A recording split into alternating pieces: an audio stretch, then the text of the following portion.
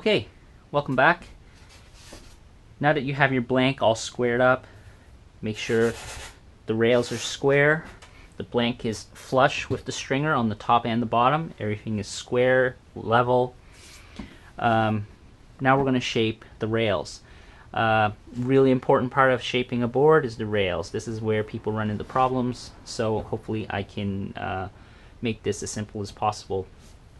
On Green Light Surf Supply, I've come across some techniques of how they shape rail bands, or rails I should say. They use a technique using rail bands, and they mark out points on the board as guidelines, and then you shape to those points, to I guess those guidelines.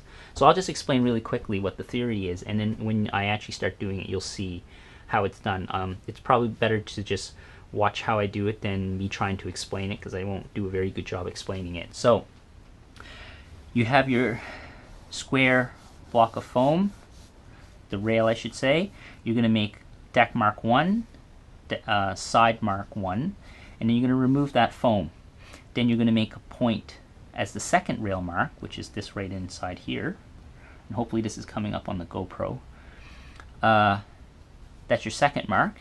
After you removed the foam on this first mark, this first section, you're going to mark the middle of that, and then from there, that will be what you're going to remove from the second point to the middle of the first section that you've removed. So that will allow you to profile.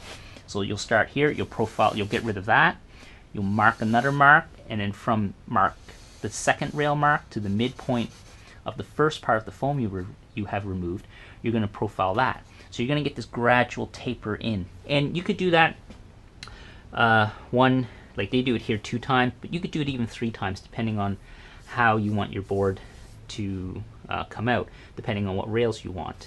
The key thing, these are guidelines. You don't want to go, you mark it, you don't want to follow just those guidelines. You want to look down the board, make sure everything is nice and even and just flows. You want the board to flow, even if it doesn't seem to match up with your guidelines. It's more important to have the board flow and release the water. So keep that in mind when you're shaping. Okay, so you're going to do that in the middle, 12 inches from the nose, 12 inches from the tail, and that'll give you your guidelines, and you're going to mark. So, and that's what I have this dowel for, so I can use it to kind of mark out. I like to trace out all the way down instead of just having 3 marks and then try to match them up. This gives me a good guideline to go by. So when I start doing it, you'll see how it works. I just want to mention one other thing. So there's different types of rails, and this is also from the website, the Green Life Surf Supply, and hopefully they still have this posted when this video comes out. They have, like, there's different types of rails for depending on the board. So a performance board, you're going to have like a knifey rail band, what they call. For a fuller board, you're going to have a boxy rail band, and then for like your long boards, they're going to be fuller rails, so like either like an egg rail or a 50-50 rail where like it's actually 50% all the way around. You do your due diligence and go out and research rails for different types of boards.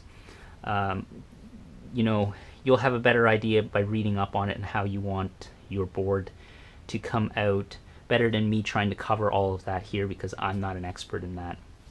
So I'm just going to show you the techniques of how to at least remove the foam and mark so you get something that looks decent anyway.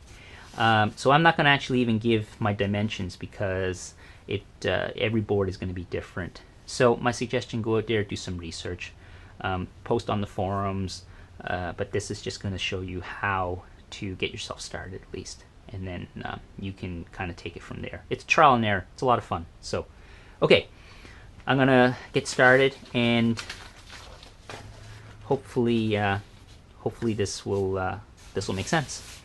So what I've done is I've made a midpoint mark. I've made a 1 foot mark,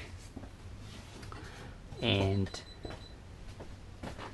what I'm going to do is start drawing this all out. So I'm going to turn on the other GoPro and record, and I probably won't do too much explaining from here, so because I don't think it really makes sense.